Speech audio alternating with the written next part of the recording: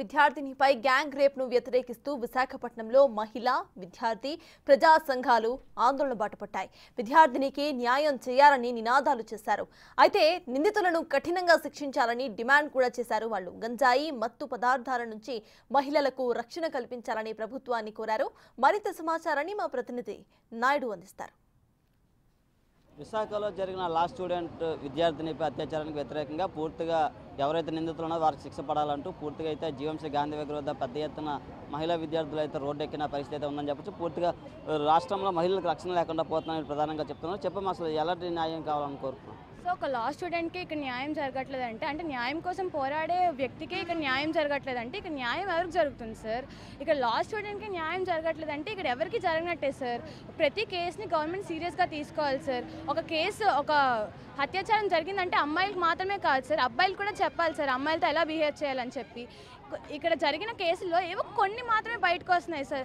అంటే ఒక రోజు 300 కేసులు జరుగుతుంటే ఒక 10-12 మాత్రమే బయటకు వస్తున్నాయి సార్. దాన్ని కూడా ఈ కోర్టు ఈ గవర్నమెంట్ సీరియస్గా తీసుకోకపోతే ఎలా సార్ ఈ సొసైటీలో మేము బతికేది? అండ్ ప్రతి కేసుని కూడా వెంటనే జస్టిస్ చేస్తే ఇంకొకరు భయపడతారు సార్. ఒక వ్యక్తి ఇంకో అమ్మాయితో మాట్లాడంటే భయపడతారు సార్. కానీ ఇక్కడ ఎలా ఉందంటే ఒక అమ్మాయి రోడ్డు మీద నడాలంటే భయపడుతుంది సార్. ఎటుపక్క నుంచి ఎవడేం చేస్తారో ఎవరికి తెలియట్లేదు సార్. ఇక్కడ కాలేజీలు స్కూల్లో ఉన్న చోటే డ్రగ్స్ వైన్ షాప్లు ఉంటే ఒక అమ్మాయికి ఎలా జరుగుతుంది సార్? ఒక అమ్మాయి నడుచుకెళ్ళే దగ్గర ఒక సిగరెట్ కాలుస్తే ఎలా సార్? బస్ స్టాపులల్లా బస్సులల్లా సిగరెట్లు కాలుస్తున్నారు సార్. ఎవరు పట్టించుకోవట్లేదేంటి సార్? చెప్పమ్మా సార్ ఇక్కడ ఇప్పుడున్న కాలంలో అయితే చాలా కేసులు వచ్చాయి కానీ ఇప్పుడు వచ్చే కేసు ఇన్ టైంలో అనేది రాలేదు. దానివల్ల ఇప్పుడు చాలా కేసులు వస్తున్నాయి కానీ రియాక్షన్ అయితే అవ్వట్లేదు అసలు. మాకు అనేది ఆ నిందితుడిని ఒక ఉరి శిక్ష అనేది పడాలి. ఆవిడ పెద్ద శిక్ష పడితేనే మేము చేస్తున్న జస్టిస్ అనేది మా సైడ్ ఉంటుంది. మేము ఇంత కష్టపడి చేస్తుంది కూడా ఒక ఆడదానికి ప్రొటెక్షన్ ఉండాలి. ఇప్పుడు చిన్న పిల్లల నుంచి పెద్ద వాళ్ళ వరకు చేస్తున్నారు. అంత అవసరం ఎందుకంట?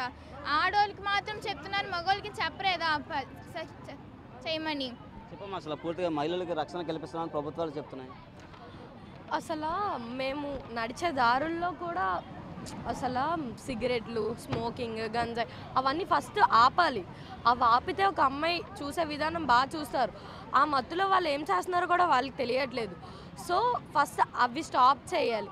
అంటే లైక్ రోడ్డు మీద ఒక అమ్మాయిని డిస్రెస్పెక్ట్ చేయకుండా ఒకవేళ వాళ్ళు చేసేటప్పుడు వాళ్ళ పేరెంట్స్ గుర్తు రావాలి. వాళ్ళ పేరెంట్స్, వాళ్ళ సిస్టర్స్, మదర్స్ వాళ్ళందరూ గుర్తు రావాలని కోరుకున్నాం. ఇంకా ఇలాంటివి ఆపాలి, ఇంకా ఆగిపోవాలని కోరుకుంటున్నాం మనస్ఫూర్తిగా. We need justice to this girl. And ఇప్పుడు జరుగున్న అమ్మాయికి ఒక లవర్ అలా చేయడం చాలా పెద్ద తప్పు. వాళ్ళని నమ్మేసి వెళ్తే వాళ్ళ ఫ్రెండ్స్ ఇవన్నీ తప్పు. ఇది జరిగిన విషయం మట్టికి ఆగాలని మనస్ఫూర్తిగా కోరుకున్నాం. We need justice.